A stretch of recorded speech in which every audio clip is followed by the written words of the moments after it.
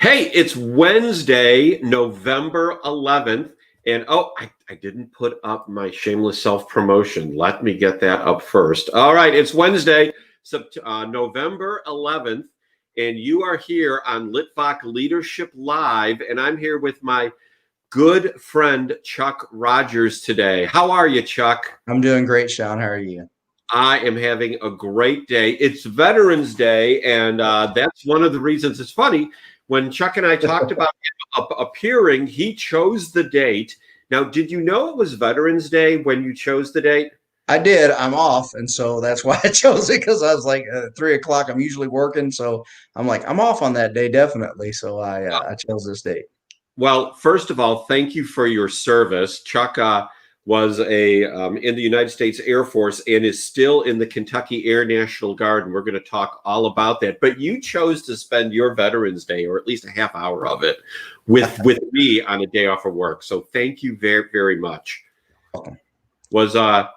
Is this half hour okay with your wife? I know you work a lot of hours, so She's fine with it. Her and my son are in there playing around. He's doing some reading stuff right for his school, and there's a yeah. competition. So he's like he loves to read, so he's having fun with it right now. He's in there reading books. Very good, very good. All right, so let's jump into it. So I've known Chuck for, gosh, it's probably 6 years, 8 years, At least, yeah. maybe 10 years. I look and see. And Chuck, one of the things that I've always liked about Chuck is Chuck is very much a. I want to get this down. Here we go. Okay, everyone can see your name now. Chuck is very much somewhat of a classic military guy, real friendly, real nice, but boy, when there's something to get done, get out of his way, it's going to get done. So I've got to ask you first, what got you thinking about joining the Air Force? How old were you when you first, because people say I'm going to be in the Army, I'm going to be in the Navy, I'm going to be a Marine, I'm going to be in the Air Force. How old were you the first time you said, I'm going into the Air Force? 14. 14. Yes. My dad Okay, was in the military, so that's part of the reason why. And was your dad in the Air Force? My dad was in the Marine Corps in the 1950s, and he joined the Air Force in the 1960s and was in for 4 years. Yes. Okay.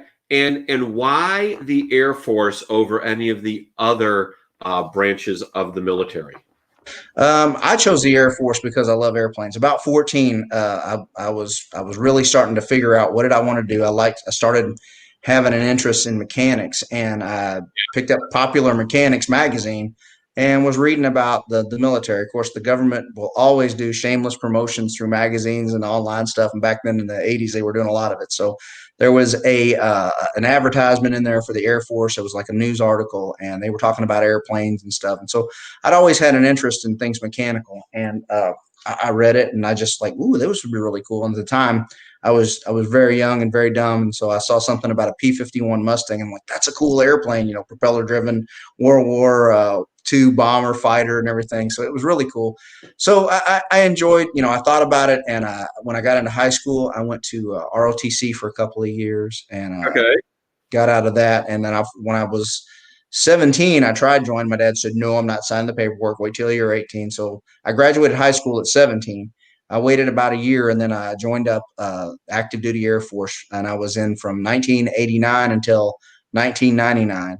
Had a 7-month break in service, drove a truck for a wholesale company for a while. I realized that real work sucks, so I went to the National Guard, and I signed up over here at the Kentucky Air National Guard. They had the airplanes that I'd worked on my 10 years active duty, C-130s, and I joined them. And I've been there ever since. So it's been a great, great career, great life, and I've thoroughly enjoyed it. Got to travel all over the world, see things could have never seen on my own, could have never afforded to do. I've got to live on every continent except Antarctica and Australia. And that means I've actually, at least for a couple of weeks, I've brushed my teeth, took a shower, all that stuff, ate food, and talked to people. So that's what I consider living. So when you first joined the Air Force, was it what you expected? And if not, how was it different? It was nothing like what I'd expected. What you expect is what you see in the movies, commercials, TV. It's nothing like that. Basic training is it's totally different. You go in and they basically kind of in a small way reprogram you. They try to see if Okay. you're going to fit their agenda. You're not going there with your agenda. You're going there to do what they tell you. So it's very different. Then you have your technical training school, and what they do is they train you on whatever career path that you take something, a test called an ASVAB, air what is it, aptitude vocational skills battery, and Okay. based on that, they put you in several different career fields: mechanical, uh, administrative, medical, clerical, different types of things that you could go into. I chose the mechanical career field because that's what I scored the highest in. So they put me in a mechanical career field, let me choose, different three different tech schools. When I got out of basic, they picked one for me. They picked the one I wanted, thank God. And I went and learned how to do that at Chanute Air Force Base up in Rantoul, Illinois. And it was the school Oh for yeah. learning C-130 aircraft engines, along with sheet metal and a lot of stuff. It's kind of cool. You and I have talked about that when I was at University of Illinois, I used to drive past Rantoul Right. all the time and saw the Air Force Base there. So what is your most vivid memory of basic? The TI, his name was Sergeant Alaman, screaming at me at the top of his lungs to get out of his face. And that was one of the nicest things he ever said to me. Okay. Okay. I think I had a boss something like that when I worked at an election agency so many years ago. So when you were in the Air Force and you've been all over the world, were you on any active missions? Yes. So, well, like for what I do, I'm an aircraft engine mechanic, propulsion mechanic. What I do is I work on an aircraft engine system. It was made by Allison Engine Products up in Indianapolis. Is now bought by Rolls-Royce, which is up there, and it's called a T56 turbo shaft engine. And I was stationed the first time at Little Rock Air Force Base, and we were a part of the first Gulf War. Our airplanes went over there and did missions all over in Saudi Arabia and Iraq and things like that.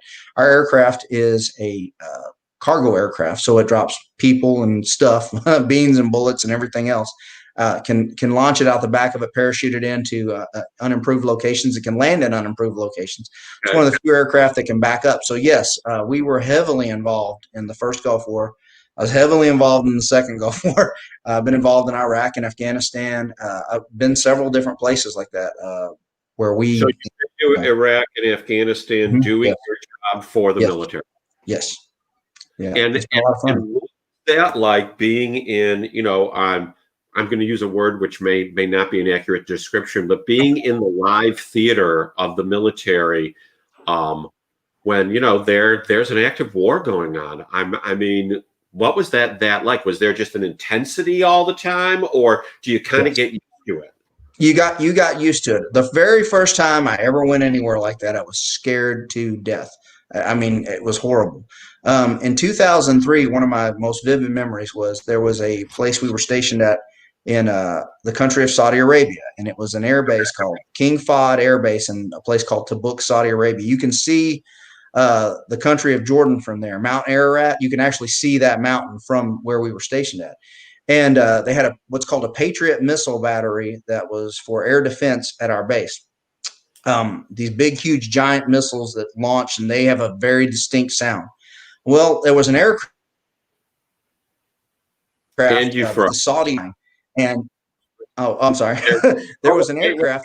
The image froze, and there was an aircraft. A Saudi Arabian F-15 that was loaded for bear. It had several missiles on it and a bunker-busting bomb on it, and it crashed. And we didn't know it crashed. And what we heard was the 50 caliber ammunition going off as the plane was burning. We heard a bunch of ammo. We're sitting in our tents in the middle of the night, about 3 o'clock in the morning. Everybody wakes up and hears gunfire, and it's very unusual where we were at. We were not actually in the war. We were at a place, that was not anywhere near where anything should have been happening. We heard gunfire. Then we heard 2 small missiles launch, and it makes a very, very unique sound. So, like that. And then we heard 2 explosions. And so we're like, whoa. And then the bunker buster bomb went off and it shook the tent poles. where we were at. So we thought we were getting bombed. Turned out it was just a plane explosion, but it brought all that into a very close reality. It's like, we're at war, folks. And you remembered where you Wow. were at very quickly. So it was interesting to say the least. Now you see, these advertisements on TV from the various telecom companies about how they're, helping the military, and they show the video chat and all that. I know that it's far more it happens far more now. Yes. Prevalent, there's the word. Was it like that when you were active in the Air Force? The 10 years active duty, no, it was not. It was, you were sending letters back home and phone calls when you were able to. As I've been in over the 2000s to now, there in the 2010, 9, 10, 11 timeframe, that started Right. becoming more prevalent. And so you were able to do more things like this. When you would go to a deployed location, some places have the ability for Wi-Fi chats, and you have the ability to do things like this. So it's unique. It's not everywhere. A few bases have it, a few don't. In forward deployed locations, there's still no really good communication. It's basically whatever radio system that the branch of service you're in gives you to communicate with your higher ups, and you're able to make phone calls as you come back to a larger base that has rest and recuperation facilities for the soldiers, sailors, airmen, people like that to be able to use. So it's kind of neat. So when you left the military, or really even while you were there, what are a couple life lessons that you learned that have helped you even today?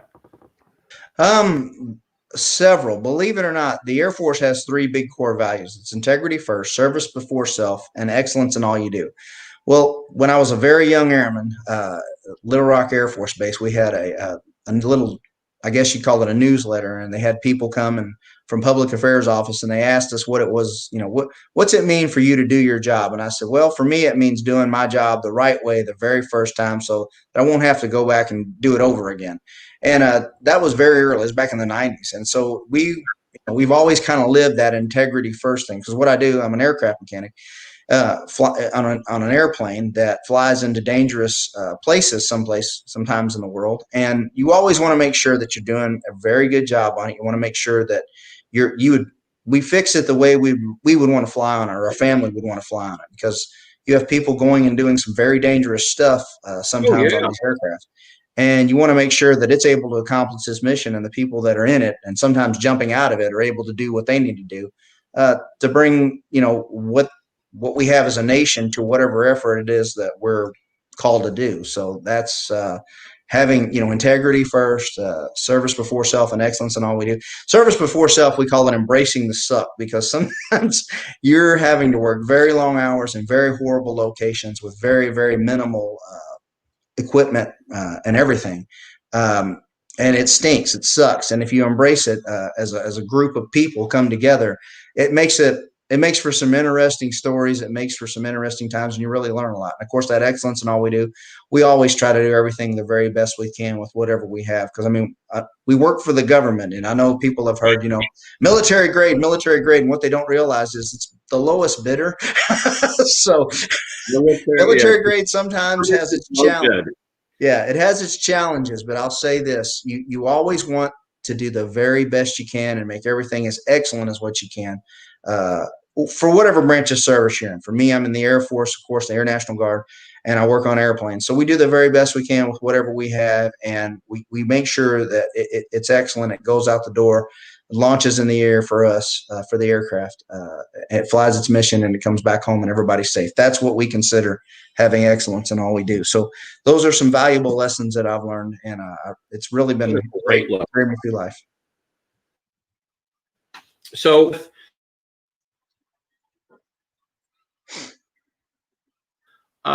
people talking we like went blank there for a minute with people talking about defunding the police and various things that can sometimes bleed over into the military.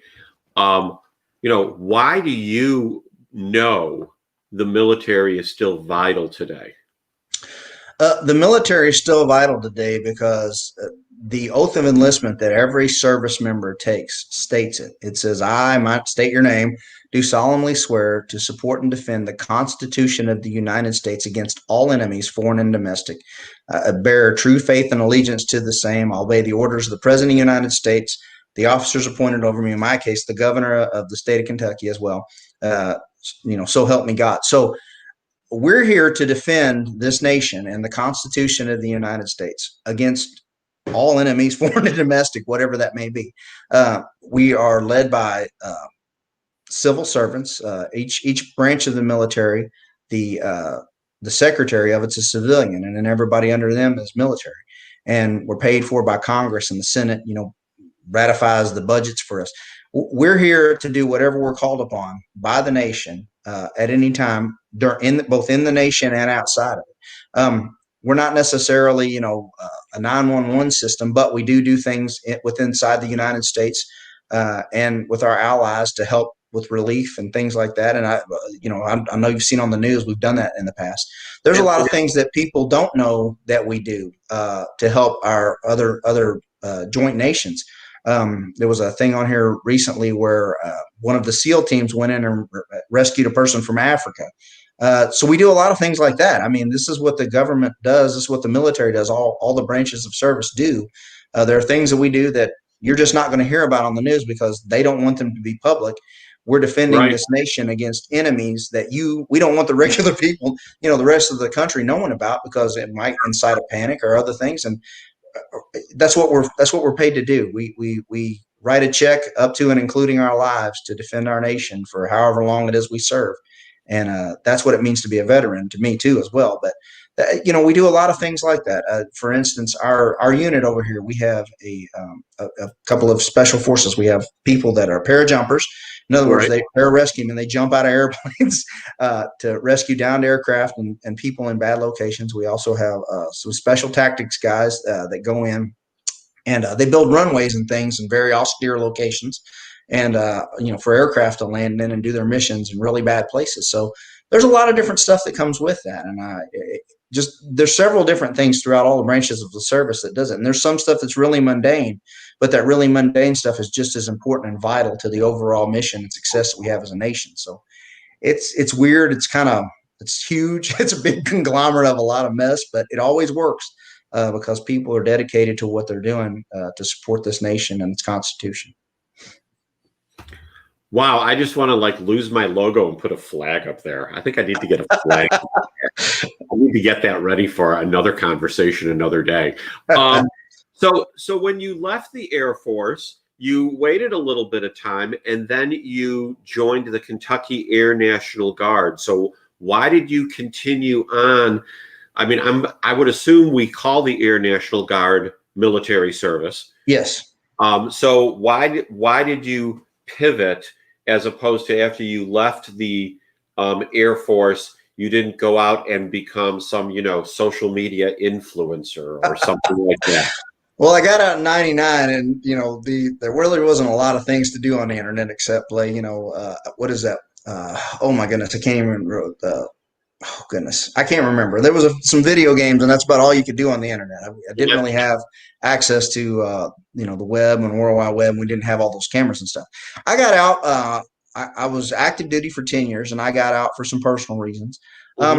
And I just went and got me a regular job for a little while just to kind of see, what there was out there. I had a GI Bill, and I thought about using it. And when I had gotten off of active duty, I had learned about the Kentucky Air National Guard. So I had all my information sent here, but I was going to I had planned on roughly about a year taking a break and just kind of saying, do I really want to do this anymore? And so I did that. And about the 7-month part, I'm like, you know what? I miss working on airplanes. I'm going to go back over here. So I went over and joined. And with what I do, there are what's called traditional guardsmen. So the National Guard of every state is run by the governor and an adjutant general. He's an appointed person by the usually a 2-star general that's appointed by the governor of each state. Can be 1-star in some states, and what we do is we are directly assigned to the state of whatever state. Like for me, I'm in the Kentucky Air National Guard. I'm assigned to the state of Kentucky. I live in Indiana, but I'm assigned to the state of Kentucky. Well, that's okay. They don't care that you live in Indiana? No, you just have to be a U.S. citizen or a resident or legal alien. You can go into any state's National Guard. Okay. With that. I said, okay. Oh, so of course I live right here across the river, so I went over there because they had 130s and I trained on them already. So I went in there in January of 2000, and in June 4th I got hired what's called full time. So I'm what's called a dual status technician. In other words, I have to have a membership in the Kentucky Air National Guard as a traditional guardsman in order Right. to have my civil service job. I am what's called a WL10 work leader. It's kind of like a foreman over the guys. And there's me and another guy, and then there's a supervisor, and then there's a bunch of people that work for us, a bunch of mechanics. So we're Title 32 dual status technicians. So we're civil servants that are required to wear the uniform. So we're just like active duty, except we don't get paid the same and don't have a lot of the benefits. However, it kind of does work out in the end. We have to work longer, but our retirement's just a little bit better than the active duty. Not much, but Okay. yeah, so it works out good.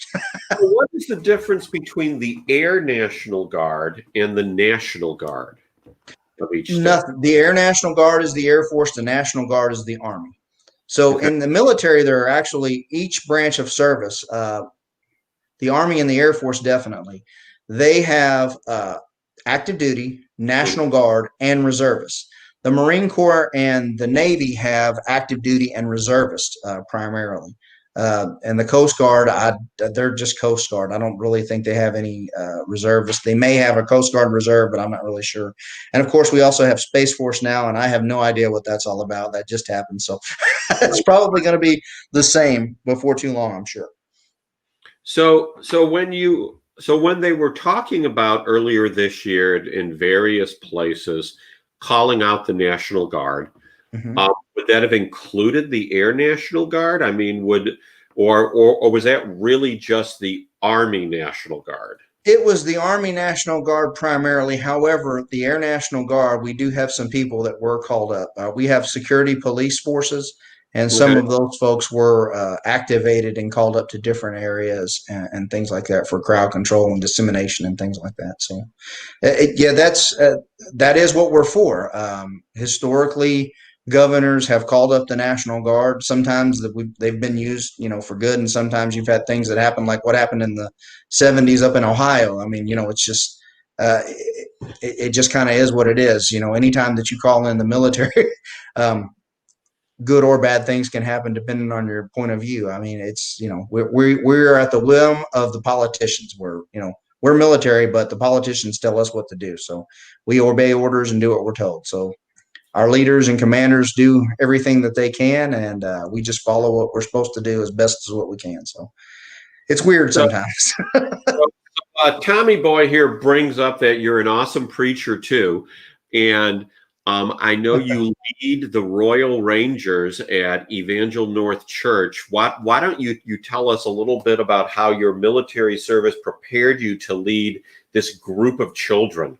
Because anyone that leads a group of children, I think, needs some serious training. Well, believe it or not, that all happened back in the mid-90s. I was stationed at Yokota Air Base right outside of Tokyo, Japan from 1993 to 1996. And when I was over there, I went to an Assemblies of God missions church called Yokota Christian Center. And, of course, Assemblies of God has Royal Rangers, missionettes, and those kinds of programs, different things. Went there, just was there. They asked me, I was like, I think I was in my mid-20s, and they asked one of the people that was there. He was a mechanic for diesel engines. Asked me, he had two boys, and he said, "Hey, man, would you like to come and help me lead this Royal Ranger thing?" And I'm like, "Sure."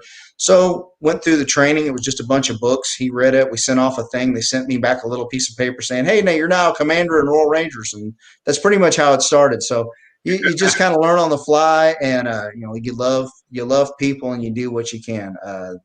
A lot of the parts, I mean, especially with integrity and stuff like that, it comes with doing what you're supposed to do when you're supposed to do it.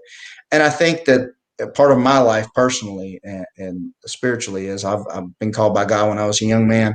I love God. I love God's people, and I do what I can when I can, everywhere I can for God's glory. And I try to live that out through my life, whether I'm preaching or not.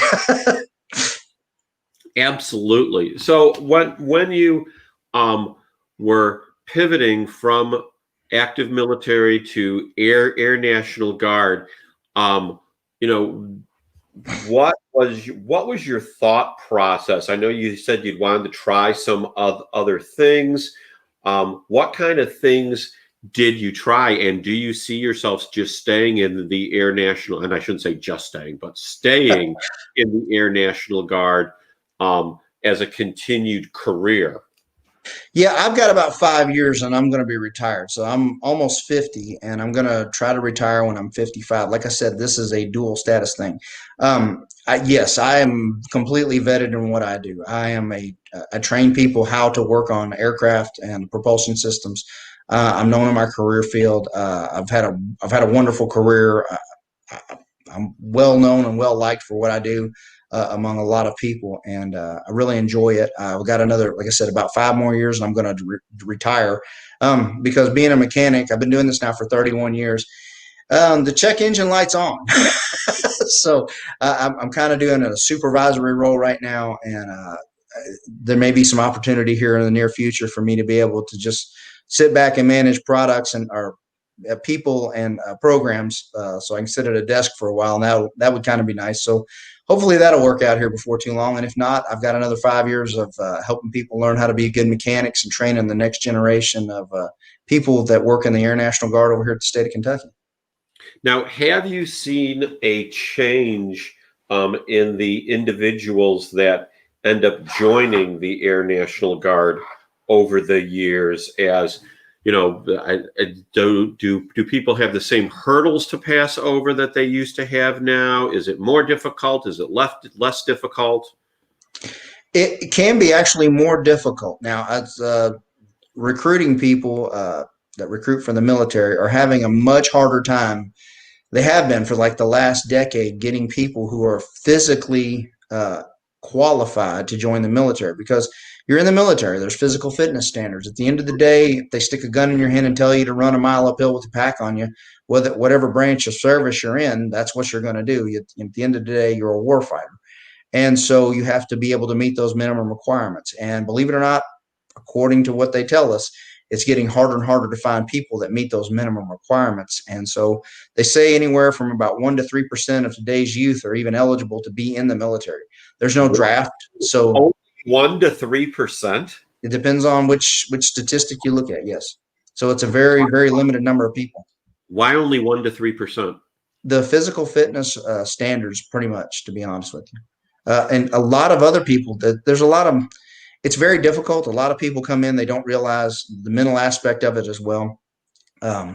Over the years, we've had challenges with people who have came in that don't have, honestly, the right mental and emotional skill set to be able to deal with what the military has. It's not a game. I mean, we're very serious.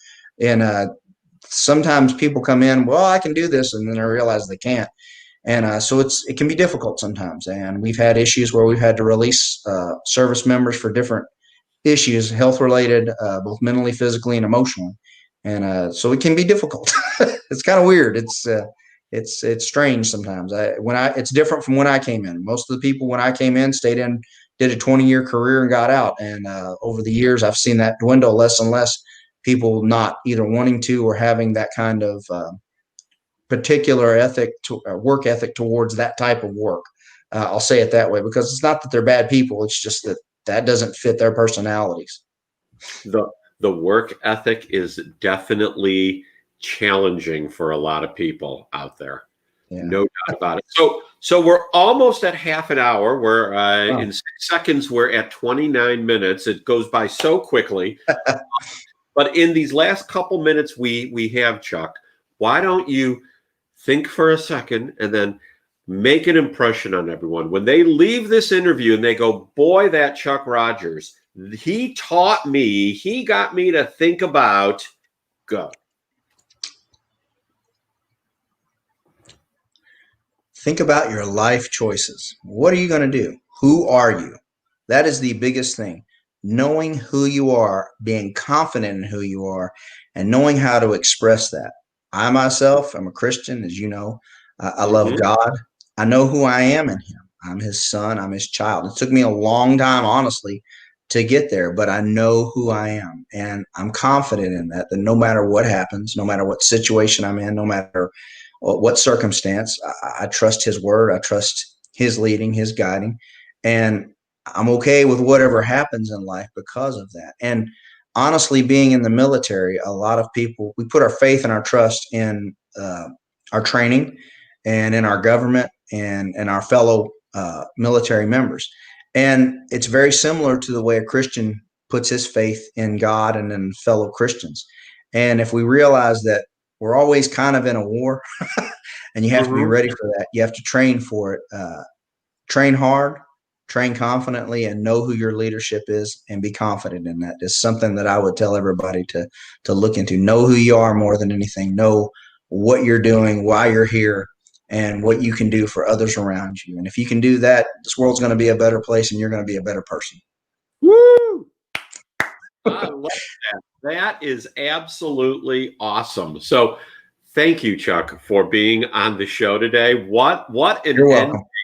That's a great word of gosh, I don't know if that's a word of wisdom or a word of knowledge, but certainly a word of understanding if there is such a thing. So you have definitely given people something to chew on and think about. What a way to spend Veterans Day. Thank you again for your service and for being my guest today. Thank you, Sean, for having me. I appreciate you, buddy. It's good to see you. It's good to see you too, man. Everyone else, come back tomorrow when we'll have another guest talking about something different. This is Sean Litvak signing off from Litvak Leadership Live. Have a blessed